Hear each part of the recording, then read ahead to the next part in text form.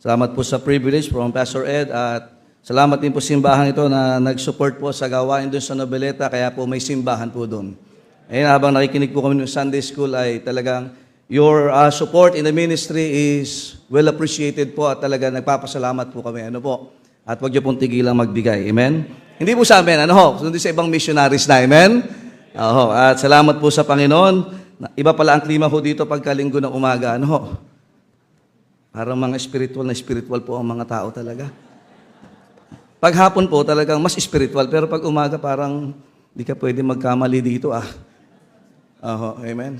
Sige po. Bahala na ho kayo. Tayo po tayong lahat. Tayo po yung magbasa ng Biblia habang gising pa ho yung iba. Amen. Matthew chapter number 6. Tutuloy na ho natin yung Sunday School kanina. Amen? Amen. Matthew chapter number 6 at basahin po natin ang verses 19 to 24. Ayan po, paki-share po. Mabilis na makita po yan. Matthew chapter 6 verses 19 to 24. If you are there, say amen. Mahina, inaantok na ho. Amen. Nakita nyo na po ba? Amen. Ayan, salamat po. Salitan po tayo, akin ng 19 sa inyong 20. Lay not up for yourselves treasures upon earth, where moth and rust doth corrupt, and where thieves break through and steal. Verse number 20.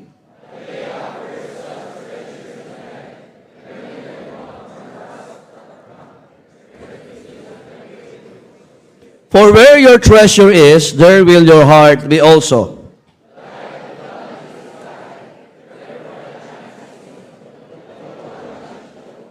But if thine eye be evil, thy whole body shall be full of darkness. Kaya yung mga laging may evil eye, laging ibili ng ibili. Amen? Kaysa i-offering. Evil eye po yan, mga kapatid. Tingin ka ng tingin sa mga Shopee, pero wala kang pang-offering, wala kang pang-commitment. Evil eye ho yan, mga kapatid. Amen? Opo, tingnan nyo. Iba sa ibang tingin na Lazada na ho. Amen? If therefore the light that is in thee be darkness, ay pag darkness, madilim ho yan eh. Kaya pag hindi mo nakita yung pangangailangan ng 5,000 seating capacity, di ko maunawaan, baka nasa kadiliman ka. Amen? Amen. Amen. How great is that darkness? Verse 24. No man can serve two masters, for either he will hate the one and love the other, or else he will hold to the one and despise the other. Ye cannot serve God and mammon. Alam niyo, ang konteksto po nitong ating talatang binasa is about laying treasures in heaven. Magiging interesado ka lang ngayong umaga ito sa mensaheng ito if you are saved and you are assured that you are going to heaven. Sa Tagalog, pag tiyak mo ang langit, magiging interesado ka dito. Kakaunti ang interesado ulitin ko pa Tagalogin ko para medyo, bago tayo kasi matutulog lang iba sa inyo pag upo ganito ho. Magiging interesado ka dito sa mensaheng ito. Hindi na po ito bago. Kung alam mong 100%, walang duda, walang pag-aalinlangan, na nanampalataya ka kay Kristo at ikaw ay nagkaroon ng buhay na walang hanggan. Yung iba talaga naiinis na ho. Yung iba interesado, yung iba ay atrasado. Amen? Alam mo yung nervous breakdown? Nanginginig na yun pag ito na pinag-uusapan.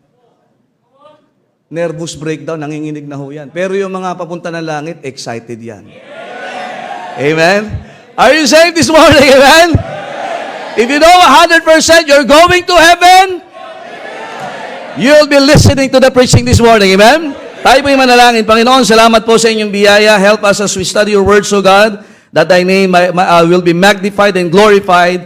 At salamat, Panginoon, sa pag-asa ng kalangitan. Salamat sa kaligtasan. Salamat, Panginoon, na habang wala pa kami sa langit, ay pwede kami may magawa. At pwede po kami may ipadala. Dalangin ko, Diyos, na kayo po manguna sa gawain ito, that you will be glorified, you will be known, O God, and you will be exalted. At kung meron pang hindi nakakakilala sa inyo bilang tagapagligtas, iligtas niyo po sila nang sa ganon sila po yung aming makasama sa kalangitan. Kayo po Diyos ang manguna, in Jesus' name I pray. Amen. Thank you. Please be seated. Makakaupo na po. Makakaupo, hindi po makakatulog Hello. Yung mas maganda boses dito Amen. Alam, nakakatuwa ang King James Bible. Amen? The inspired, preserved Word of God. Amen? Ang nakakatuwa dito, hindi lang po siya arranged, mga kapatid, topical, but even the chapters ay inilagay doon sa napakagandang posisyon. Bago ho magturo ang Panginoon dito ho ng laying up yourselves treasures in heaven, pinag-usapan muna sa Matthew chapter 5, yung tinatawag na Beatitudes. Kay Ma'am Beata, amen? Beatitudes, ang kagandahan ng magandang ugali. Kaya nga bago magturo ang Panginoon, maglalaga kayo ng yaman o ng inyong kayamanan sa langit, ay yan ay bunga ng magandang ugali. Amen? At ang magandang ugali ay bunga ng persona ni Kristo sa iyong buhay. So as we can see, mga kapatid, magkakasunod dyan sa Matthew chapter number 5, the Beatitudes, the position of the believers, at makita tinuro talaga ng Panginoon yung magandang ugali bago ituro yung tinatawag na pagbibigay. Kasi dito sumasama ang ugali eh. Nakikinig ba kayo, amen? Eh di ba maraming kang magkakamag-anak nag-aaway gawa ng pera? Kapirasong lupa. Nandiyan pa ho ba kayo, amen? Eh kahit mga Kristiyano ay nagkakaroon po ng malaking problema dito. Kaya see to it that you are saved, amen? And see to it that you are a Bible believer this morning. Kasi sisiguraduhin ko, hindi mo ma-enjoy ang kasunod na ito if you are not yet saved. Tiyakin mo si Kristo bilang iyong tagapagligtas. Amen? Now, pagdating po ng chapter number 6, pagdating po sa last part nito is what? Sabi ng Panginoon, lay not up for yourselves treasures upon earth, where moth and rust that corrupt, and where thieves break through and steal. The word lay up means to store away. Sa ibang salita, to hoard. Alam niyo, nung panahon ng pandemic, di ba, bawal ka bumili ng noodles ng higit yata sa 2. Hindi ka pwede mag-hoard. Ano mag-hoard? Mag-imbak. Pero ang Panginoon, ang sabi niya, pag sabing lay up means to hoard, accumulate, or keep in a secure treasury. It is the act of valuing and safeguarding something as your primary wealth.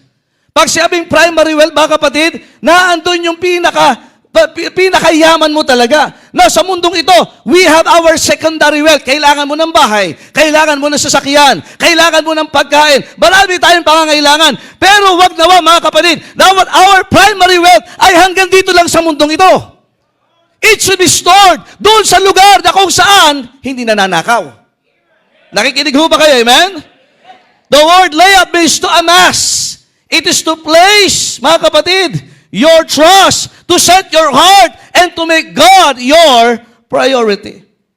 Kaya nga ang tanong ngayong umaga, saan mo nilalagak ang yaman mo? No, minsan kasi pag sabing yaman, sasabi, pera lang yan, Pastor. Hindi mga kapatid. We're talking about time, we're talking about treasure, we're talking about talent, and even our choice, and even our triumphs, and even our trials. These are our what? Treasures. Sa buhay na ito, mga kapatid, dapat nating maunawaan na hindi po tayo panghabang panahon sa mundong ibabaw na ito. Nakikinig ho ba kayo? Amen? Are you listening? Amen? Kaya nga sabi ng Panginoon, we should master, mga kapatid, yung Beatitudes. Matutunan natin yung magandang asal so that magkakaroon tayo ng tamang pananaw, tamang perspektibo sa mga bagay na pinagkatiwala ng Diyos sa atin. Sapagkat marami sa atin ang winawaldas ang mga bagay na pinagkatiwala ng Diyos sa buhay na ito. Kaya pagharap sa Panginoon ay wala siyang dala kahit ano. Thank God for heaven. Amen? Thank God for the reality of heaven. Amen? If you are saved, pupunta po tayo doon. This world is not our home. Are you listening? Amen? We are bound to heaven. But the question is, pagdating mo doon, ano ang dadatnan mo? Yes, we will be happy seeing the Lord Jesus Christ. But the question is, anong naging value ng buhay mo sa ibabaw ng mundong ito? Are you listening? Now we need to understand. God, imagine sabi ng Panginoon, sa verse number 20, but lay up for yourselves. What struck me here is, yung salitang yourselves. Para sa inyo. Now sabi ng Panginoon, huwag kayo maglagak para sa akin. For yourselves. Huwag mo isipin yung iba. Kasi may mga nagwawaldas talaga. Lahat tayo katiwala ng Diyos, pero may mga katiwaldas. Nandiyan pa ba kayo? Nasabi ng Panginoon, the Lord Jesus Christ is interested sa iyo. Nakikinig ba kayo, amen? Kaya sabi ng Bible, anong papakinabangin ng tao, makamtan man niya ang kayamanan ng sanlibutan, subalit papahamak ang kanyang kaluluwa. The Lord Jesus Christ is interested in your life.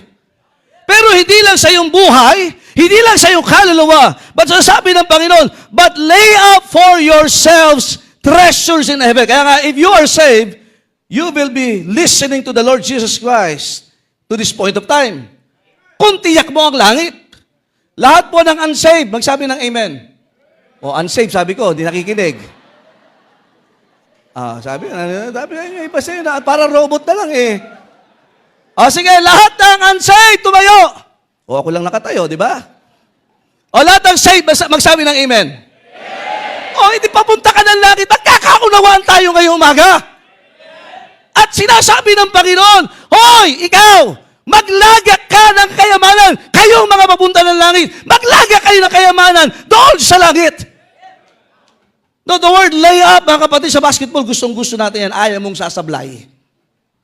Tutok na, wala pa. Amen? Parang ganito, naandito ka na sa simbahan, tinuturuan ka na, mawawala pa ng kabuluhan ang buhay mo? Sasablay ka pa! Sa basketball, di ba, tutok na naan niya na. Ito na yung rings. Sumablay pa. Bakit? Sabi ba, Pastor, hindi nag-practice.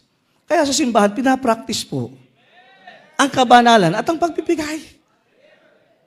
Nandyan pa ho ba kayo, amen? Ayaw ko i-practice yan sa ospital.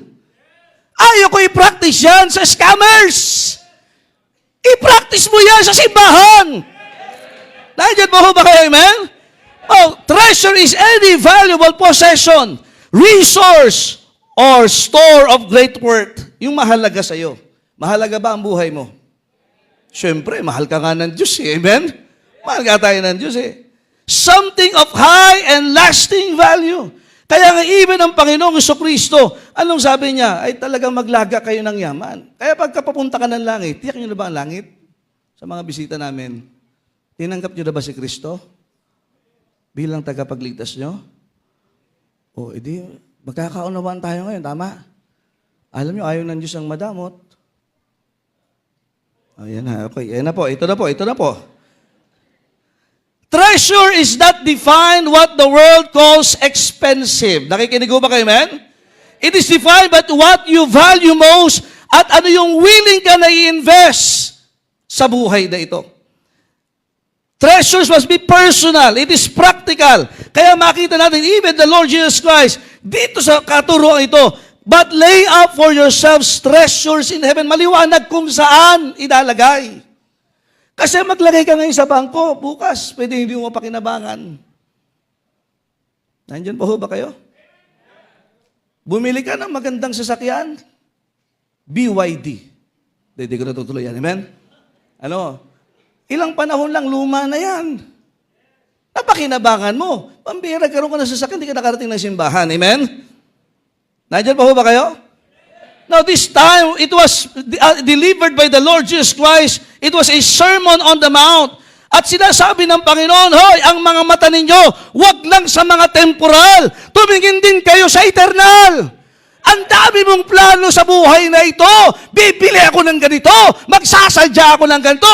Pero wala kang plano sa vision ng Panginoon sa buhay mo. Nandiyan pa ho ba kayo ngayong umaga ito? Amen? Na hindi sinasabi ng Panginoon na masama ang magkaroon ng mga posesyon. Ang sinasabi ng Panginoon, kapag ang posisyon mo, ang mga bagay na meron ka, pang dito lang at wala doon sa langit. Yun ang masama. Imagine dito sa verse number 20, tingnan niyo po, makita natin mga kapatid that earthly treasures, it promises security, pero hindi for eternity. Are you listening, amen?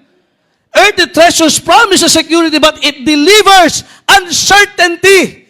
Kasi pwedeng meron ka ngayon, bukas wala na. Pwedeng malakas ka ngayon, bukas hindi na. Pwedeng meron ka mga tinatangkilik ngayon, bukas sawa ka na at hindi ka na masaya. Nakikinig ba kayo? Kaya sinasabi ng Panginoon, this is a wise investment. This is a wise counsel from the Lord Jesus Christ. Hey, lay up for yourselves treasures in heaven. Kaya tingnan nyo, kung ikay ligtas ang kapapunta, sa langit. Praise. Yung mga bisita, nasagot. Yung mga member, hindi na. Amen? Now, heavenly treasure costs nothing to keep. And nothing can take it away. Bakit po? Number one, let us see the vanity of earthly treasures. The vanity. Hindi po yan salamin. Yung kawalang kabuluhan. Tingnan nyo, sabi ng Panginoon, kapag dito ka nagtalaga niyaan, verse number 20, where neither moth nor rust that corrupt. Ang daming corrupt ngayon, di ba? Tama? Pero akala mo pera muna, nakuha pa. Amen? Minaleta pa. Amen? Na tatlong bagay, tingnan nyo, moth. Ano yung moth? It eats fine clothes, fabrics, and stored goods. It decays from within. Kaya sabi ng Panginoon, nabubulok.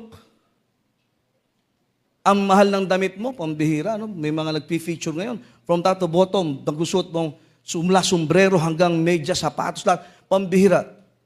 $200,000. Sabi ko, ano ba yan? Pero nabubulok yan. Yung sneakers mo na mamahalin, mabubulok yan. Kaya gamitin mo o hindi, masisira yan. Ang masaklap nagbihis ka ng maganda nung nasa kabaong ka na. Pero sa simbahan, ayaw mo magbihis ng maayos. Nandyan pa ho ba kayo? Ingat na ingat ka sa sapatos mo. Kaya nga bakit tayo nagsisimba ng, kahit wala tayong gaanong pera. Amen? Pero wag ka naman laging pero. Kaya bakit ay yung moth, it eats. How about rust? Through time. Yung ang tawag sa rust, kalawang. Sa pagdaan ng panahon, time, weather, mga kapatid, lahat yan is what? Dumadaan sa corruption. Nandyan pa ho ba kayo? Kaya sa pagtakbo ng panahon, yung gold mo, ngayon mataas ang gold. Susunod, mababa na uli. Susunod, wala nang value. How about sabi ng Bible? Sige, pastor, wala naman. Okay yung moth, yung rust. Wala naman ako nun eh. Pero yung thieves, magnanakaw. Ngayon, harap-harapan ninanakawan. Amen? They break through walls, they steal, they make fraud, they're fraud, and it can be lost in a moment. Pwedeng mawala. Kaya binabalaan tayo ng Panginoon. Hey, kung hanggang dito lang ang kaisipan mo, isang araw manghihinayang ka, kasi lahat ng inimpok mo ay mawawala ng kabuluhan. That's vanity. Ingat na ingat ka sa damit mo na kulay purple. Ngayon, hindi na uso yung purple mong damit. Ingat na ingat ka sa mga bagay na yan. Tago na tago ka. Sabi ni Pastor, yung lupa mo, binabayaran mo ng amilyar taon-taon. Ang nakikinabang naman, yung baka tsaka yung kambing. Amen? Hindi mo mapakinabangan. Pinag-awayan pa. Ano sabi ng Panginoon? Luke chapter number 12, verses 15 to 21. Partly sabi ng Panginoon, and He said unto them, take heed and beware of covetousness. For a man's life consisteth not in the abundance of the things which he possesseth. Kasi nga, ang gusto ng tao, dapat meron akong ganito, meron akong ganyan. Pero ang tanong is, anong pagdating ng araw, ano ang value niyan? Bumili ka ng bahay, di naman nagamit sa Bible study. Bumili ka ng sasakyan, di naman nagamit sa area. Wala na, malungkot na iba. Bumili ka ng mamahaling pabango, di ka naman nagso-soul winning. Sayang yung signature na sapatos mo. Pero sabi ng Bible, how beautiful are the feet of them which that bringeth tidings of good things. Nandiyan ba? Sayang yung kaputian mo. Ilang likas papaya na naubos mo dyan. Hindi ka naman makakasama sa choir. Wala talaga mga kapatid. Akala mo kapag mas marami ka, pag mas marami kang mga bagay, kaya sabi ng part sa last part, so is he that layeth up treasure for himself and is not rich toward God. Ang yaman mo, kaya lang sa sarili mo lang, pero hindi ka mayaman sa harapan ng Diyos. Just like the church at the book of Revelation, akala nila wala na silang kailangan. Pero sabi ng Diyos, Aba, kayo ay pulube, kayo ay walang kasuotan, walang init na madadama sa inyo sapagkat kayo lang ang nakikinabang at hindi ang gawain ng Diyos. Nakikinig ho ba kayo? Amen? Now, the vanity, even in the Old Testament, Ecclesiastes chapter 5, verses 10 and 15, He that loveth silver shall not be satisfied with silver, nor he that loveth abundance will increase. This is also vanity. Mahal mo ang pera? Kaysa sa Diyos? Nandyan pa ho ba kayo? Proverbs 23 verse 5, Will thou set thine eyes upon that which is not? For riches certainly make themselves wings. They fly away as an eagle toward heaven. Akala mo makikip mo lahat yan? No. The same thing in Psalms 49 verses 6 to 7, verses 10 to 17, Ecclesiastes chapter 2 verse 11. All throughout the Bible, the wisest man, even our Savior, warns us, mga kapatid, of hoarding earthly treasures without thinking of what? Heavenly treasures. Nandyan pa ho ba kayo ngayong umaga? Amen? James chapter 5 verses 2 to 3, Your riches are corrupted, and your garments are moth-eaten. Your gold and silver is cankered, or cancered. And the rust of them shall be a witness against you, and shall eat your flesh as it were fire. Ye have heaped treasure together for the last days. Ipon ka ng ipon, ng ipon, ng ipon. Tapos hindi mo naman nagamit yung inipon mo. Imagine yung 5,000 seating capacity. Ilang tao makakaupo dyan? Ilang mga kabataan pang tatawagin ng Diyos na magsuko ng buhay? Ilang pamilya pa ang babaguhin ng Diyos yan? Imagine, these are treasures. Salamat sa simbahan ito na nagkaroon po ng vision ng ating pastor, magkaroon ng gawain sa Santa Cruz, at ang aming pamilya ay nakakaabot ng gawain doon. Kaya po kami ngayon ay nasa gawain because somebody what? Sumuporta doon sa mission po nung sa Santa Cruz noon. Thank God for members na nakikita ng heavenly treasures. Are you listening, amen? Ngayon nando kami sa Cavite, yung mga members ay nag-aakay na ng mga kaluluwa. Imagine yung bunga po, isa lang po kami sa mga investment ninyo, and ilang kaluluwa ang nalaligtas ngayon. Araw-araw. Ano sabi ng 1 Timothy chapter 6 verse 17? For we brought nothing into this world, and it is certain we can carry nothing out. Dumating tayong wala dito, aalis din tayong wala. Pero nakakatuwa, pwede kang magpadala. Sabi ng Panginoon siguro that you are laying up treasures in heaven. Mga soul winner, ilang kaluluwa ang naligtas this week? Amen. Walang sayang dyan. Amen. Sa mga members, maulan ngayon. Pero ikay nakinig, walang sayang po dyan. Amen. Alam niyo ang sayang? Yung mga natutulog sa bahay ngayon, nagpapahinga, imbis na sa simbahan. Yan ang mga inaamag na. Ayun po yung sa Tagalog, inaamag. Ano yung isang masakit na mangyayari, makita mo yung aklat, damit, na iniingat, tinabi mo pa. Tapos pagbukas mo isang araw, inaamag na. Maraming Kristiyano ngayon ang buhay inaamag na. Sa kabila ng makapal na makeup, sa kabila ng makintab na sapatos, pero ang kaisipan nasa mundo at wala sa gawain ng Diyos. Nandyan pa ho ba kayo, amen? The vanity. Trabaho ka ng trabaho, isang araw, di ka naman maalala ng boss mo eh. Pero kailan ka tumarabaho sa gawain ng Diyos? The vanity. Number 2, let us see the security of heavenly treasures. Sabi ng Panginoon, lay up for yourselves treasures in heaven. Kaya nga yung mga treasures of our faithfulness in God's Word. Kaya nga ano sabi Revelation 22, blessed is he that keepeth the sayings of this book. Gaano mo iniingatan ang salita ng Diyos? David, the king of Israel, sabi niya, thy word have I hid in mine heart, that I might not sin against thee. Alam niyo yung salita ng Diyos, this is, sabi, heaven and earth shall pass away, but my word shall never pass away. Anong iniingatan mo? Ipagpapalit mo ba ang salita ng Diyos sa mga bagay ng mundong ito? Nakikinig ho ba kayo ngayong umaga? Amen? Are you faithful to God's word this morning? Amen? Narito ka ba? At ikay may Biblia ba? May King James Bible ka ba? Binubuklat mo ba yan? Binabasa mo ba yan? Talaga bang ikaw ay nakikinig? Because God, mga kapatid, pinapahalagahan niya yung nakikinig sa Kanya. Ano sabi ng Proverbs? He that turneth away his ear from hearing the law, even his prayer shall be abomination. Gano? Is the Word of God a treasure in your life this morning? Parang wala. May dala ka bang Bible? Sino po ang may NIV? Taas po. Wala. King James! I said the authorized version, the King James Bible, meron ka? Ayan ang treasure sa kamay mo, oh. Eh, ba't mo iniiwan sa church? Pag cellphone ang naiwan, binabalikan, hinahanap, pinagpapawisan ka ng malamig. Pag Bible, ayaw ka lang, next week ko nang babalikan. Sabi ko sa amin, patutubos ko na eh. Amen? How about yung mga kaluluwa? Revelation chapter 7 verse 9. Ano nakita sa langit? Multitudes. Ilan kaya doon na nawin mo? Ilan kaya doon ang nawin ng simbahang ito? Ilan kaya doon ang ginamit ka ng Diyos?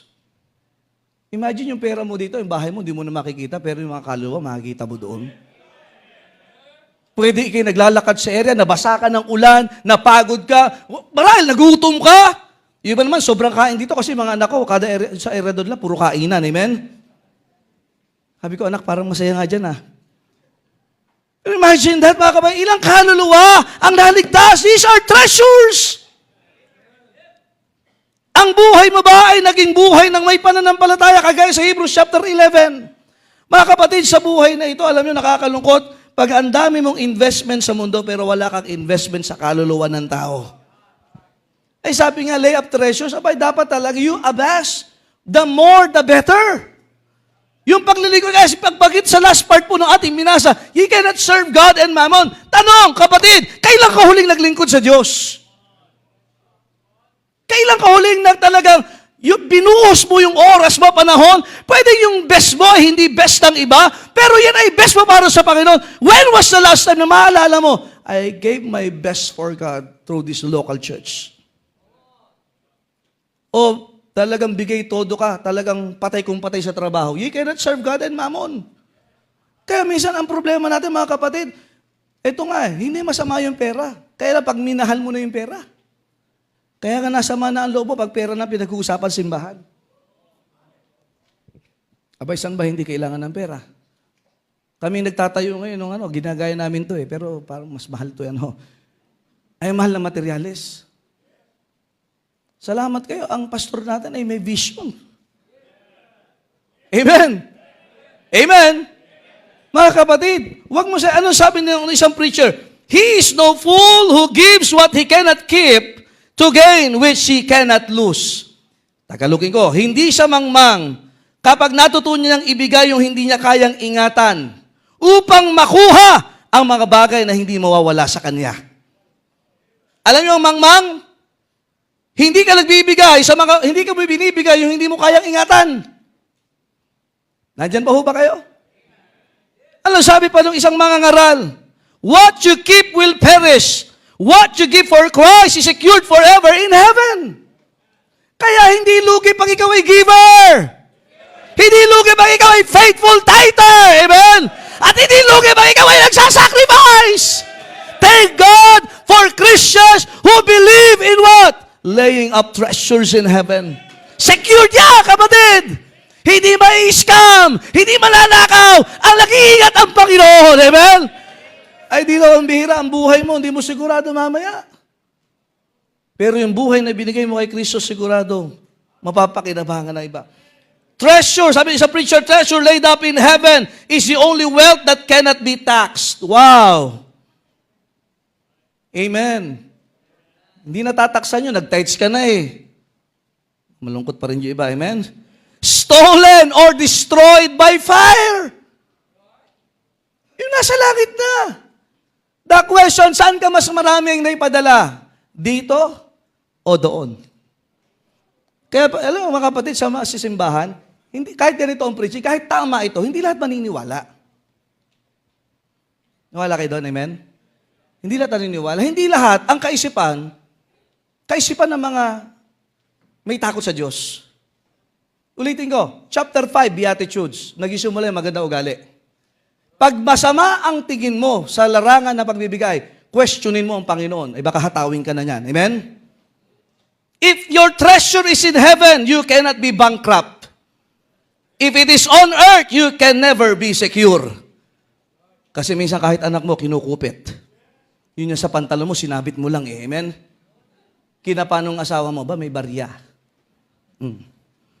Amen. Sabi sa preacher, nothing can destroy what God protects. Nothing can steal what God holds. Sabay, nasa kamay na ng Diyos, mananakaw mo ba? Ay, hindi. Nandiyan po ba kayo, amen? Store up what lasts forever. For only what is with God is truly safe. Abay, sinong gusto magbantay? Kahit bangko, mananakawan ka eh. Lalo ngayon, di ba, yung mga nag-tawag dito, na-scam. Ang daming alam ng tao ngayon, fishing. Kasi dati alam natin, fishing sa dagat lang eh. Ngayon, tinawagan ka lang, pambira, pwede na mawala yung ipon mo. Ay, matindi nito, ang dami mong ipon dito na nakaw, wala ka man lang commitment to sa 5,000 seating capacity building. Ano lungkot doon, kapatid? Wala kang bahagi doon? Sabi, okay lang. Ay, sige, tingnan natin. Ha? Kapatid, heavenly treasures are incorruptible, inaccessible to loss. It is guarded by God's power and it is eternal. Kaya let's continue serving God. Let's continue witnessing souls. Mga kapatid, let us be serving the Lord through this local church. Thirdly, treasures determines the heart. Ano sabi ng Panginoon? Matthew 6:21, for where your treasure is, there will your heart be also. Ayan. Kaya iba, inaatake na sa puso pag ito na pinag-usapan. Kasi wala ang puso mo dito eh. Ano sabi ng Panginoon? The abundance of the heart, the mouth, speak it. Kaya pagkatapos ng preaching dito, about ganitong mga mensahe, Ayan. Yan ang itsura ng puso mo. Parang sa baboy. Amen?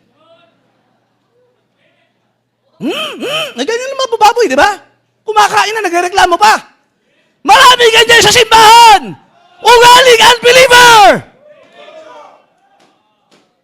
Hindi ba't kaya kami kaligtasan, may simbahan na aral sa iyo at nagtuturo at nagtutuwid sa iyong kayabangan at kabalian?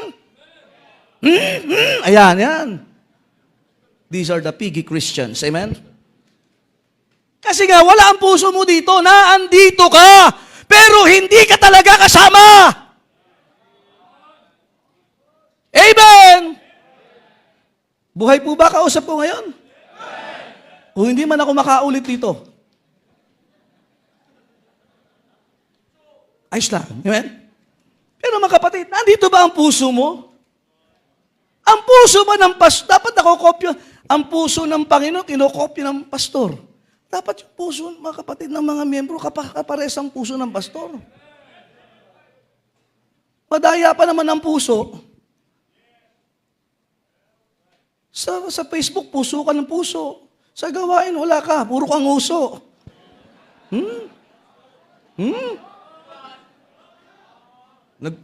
Alam na, text, alam ko na yan. Talaga, kung alam mo, ginawa mo na ba?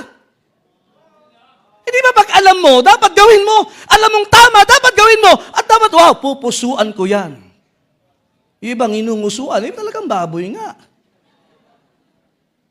Diba kaya nga, bakit ang baboy nakayuko? Nahihiya siya. Kasi baboy siya. Amen? Kaya yung mga ayaw nagkatupreaching, nakayuko! Tupa ka, kapatid! Tupa! Huwag kang magpalit anyo!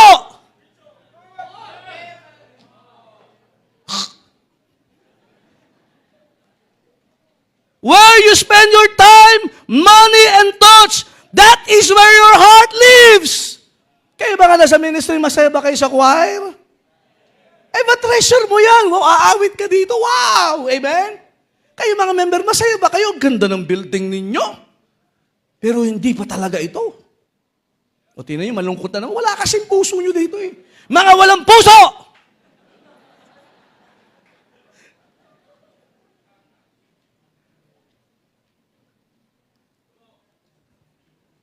May puso ka? Buti pa yung saging may puso. Ikaw, wala kang awa.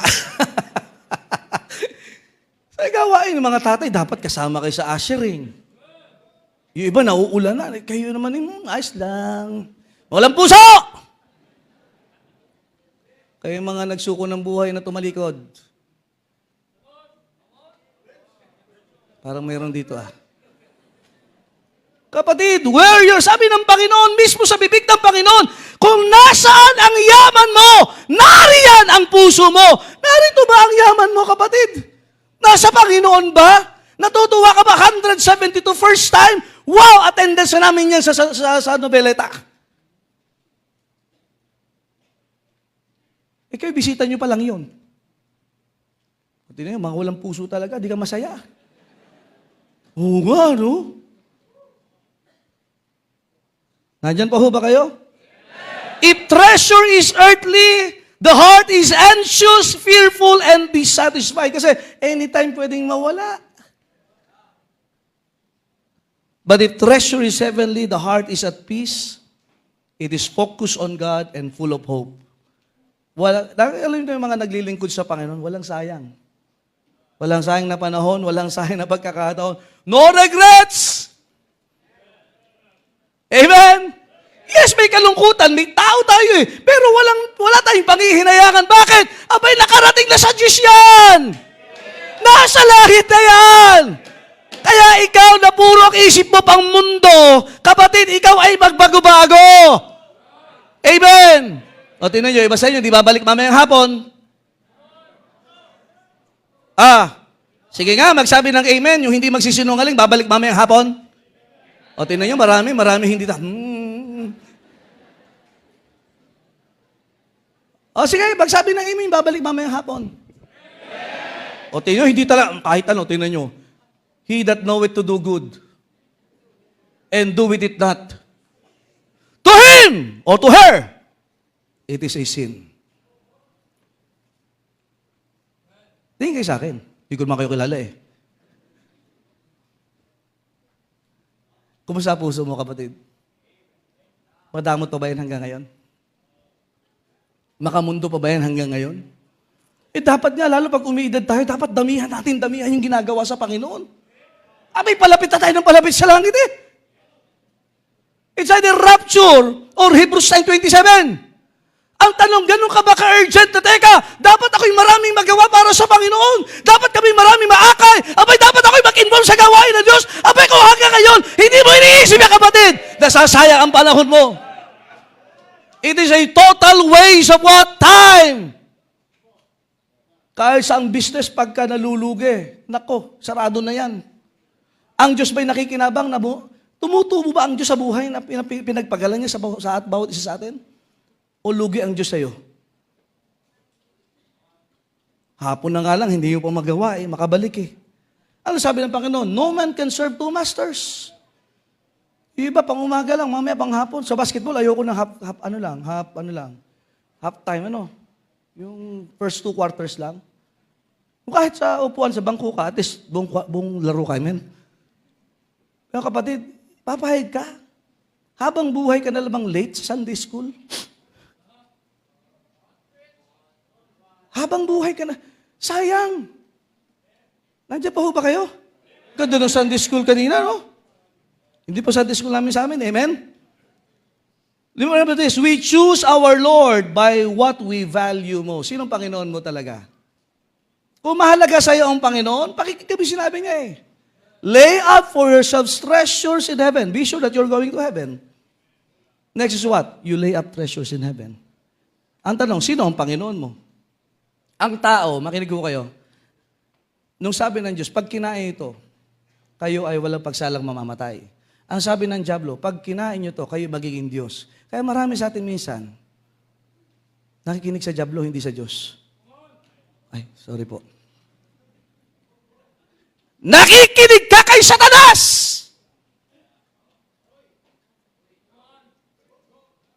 Kasi kung sino pinakikinggan mo, siya ang Panginoon mo. Ay, ilang taon ka na nakikinig dito, bakit hindi mo pa rin ginagawa? Ay, sino ba talaga ang Diyos mo? Hindi ba ako galit? Nilalakasan ko lang ho, may natutulog tanong lang ho, ay sabi mo sa Panginoon ka, ay bakit ikay lagi sa salita ng Diyos ay kontra?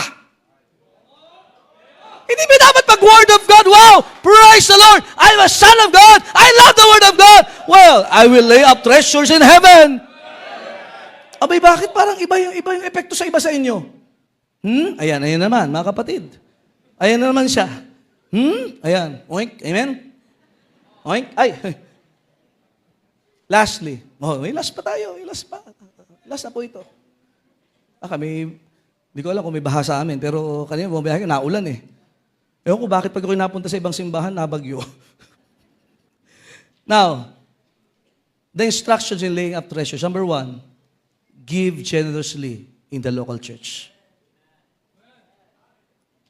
Give, maikli lang po to. Hahaba ito pag di kayo nag-amen. Ay, gusto niyo maikli, ha? Okay. Ha? Give generously, huwag kang kuripot! Sa ospital, pambira. Pagpirma ng doktor, ang mahal. Sa hardware, ang mahal. Pagdating sa simbahan, kuripot ka. Para saan ba ang simbahang ito? Hindi ito para sa makilala isang tao. Ito ba'y para sa kaluluwa ng tao. Ay magdadamot ka sa inutos ng Panginoon. Ang simbahan ito, pagkakaalam ko, bakit kami nagkaroon ng CBBC Nobeleta? Ay gawa po ng simbahan ito. Tapos magdadamot ka. Nanghinahin ka ba sa mukha namin? Mukha nga, amen. Sabi ng Bible, Proverbs 19:17, he that had pity upon the poor, lendeth unto the Lord. Imagine, ang dami ngayon poor in spirit. They are unsaved. Sira ang buhay. Imagine, hindi alam ang gagawin. Walang direksyon. Ang daming tanong. Pero pag nakarating sa simbahan, matuturuan ang salita ng Diyos, you are lending. Kaya may lending institute. Nagpapautang ka sa Panginoon.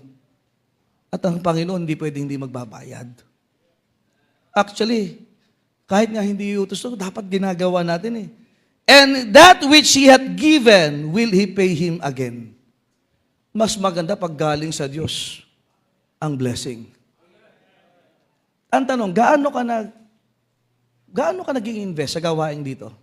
Huwag niyo isipin na, kapatid, ang laki ng simbahan. Hindi, mas malaki ang simbahan, mas malaki ang pangangailangan. Ay napakapangit, kapatid, kung ang simbahan, walang pag-usad, walang pag-unlad. Ano mang bagay na hindi umuusad, hindi umuunlad, patay yan. Ay, ang simbahan ito, buhay na buhay! Ay, para nagsisimula pa lang uli, amen? Tapos hindi ka sasali.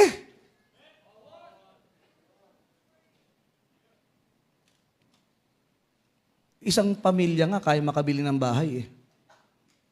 Ilang pamilya kayo narito?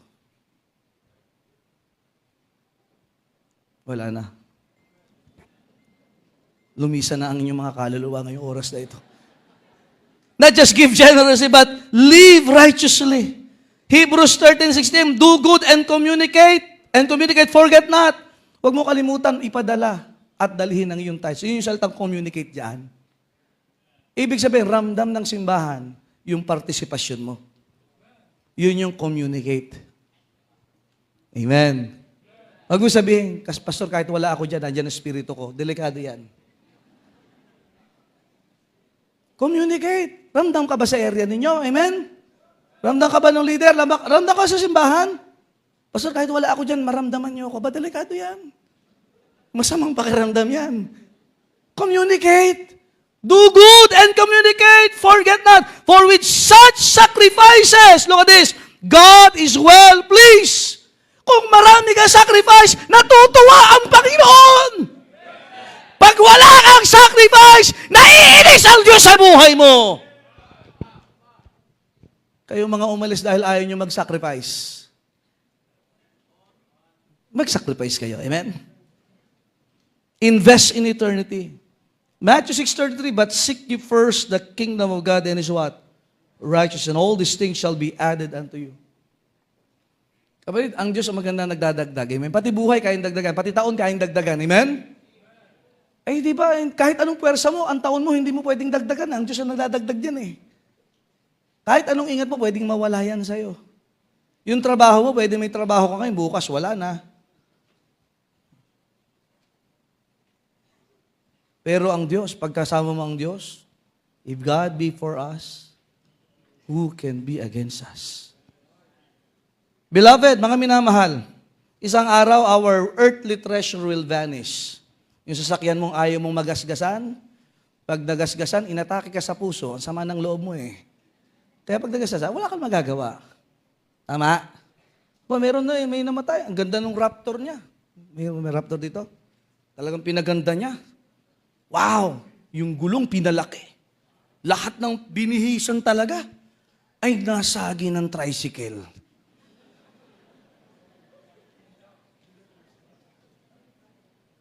Binuhos niya lahat doon. Inatake sa puso. Kaya natutunan ko, huwag ka na sumama ang loob. Kasi lahat ng mga pangmutang lupa, isang araw masisira. Kaya mag-invest ka doon sa bagay na hindi masisira. Kahit pa yung sasakyan may lumulutang sa ibabaw ng baha, titirik din yan pag nawala ng baterya. Amen?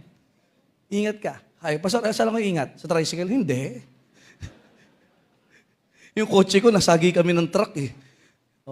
Kami sanay na ho, makabuhay pa naman. Amen? May purpose pa ang Diyos.